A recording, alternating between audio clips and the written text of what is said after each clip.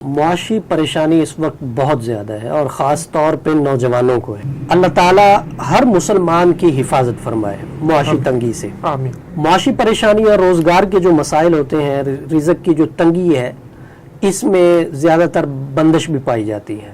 مخالفین ایک دوسرے پہ کروا دیتے ہیں۔ سب سے پہلے تو اگر آپ کو معاشی طور پہ پریشانی آ رہی ہے تو آپ اس بات کا پتہ کروائیں کہ آپ پہ کسی نے کوئی بندش تو نہیں لگا دی، جو تقدیر کی قسمیں ہیں ان میں ایک قسم یہ بھی ہے کہ عمل کے ساتھ معلق ہوتی ہے۔ اگر کوئی بندش لگا دیتا ہے تو وہ لگ جاتی ہے، اس بندش کو کھلوایا جائے۔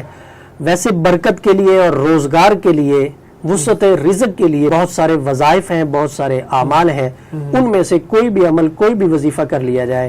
ایک میں بتا دیتا ہوں، اگر کوئی شخص صبح فجر کی نماز کے بعد 3 مرتبہ سورہ مزمل کو پڑھے اور باقی ظہر، عصر، مغرب اور عشاء کے بعد 2 مرتبہ سورہ مزمل کو پڑھے، روز مطلب 11 مرتبہ سورہ مزمل کو پڑھے، 41 دن تک اس کو اس ترتیب کے ساتھ پڑھے، جتنی بھی معاشی پریشانی ہوگی وہ ختم ہو جائے گی۔ اللہ ایسے اسباب پیدا کر دیں گے، غیب سے رزق آئے گا، روزگار بھی ملے گا اور رزق میں وسعت بھی ہو جائے گی۔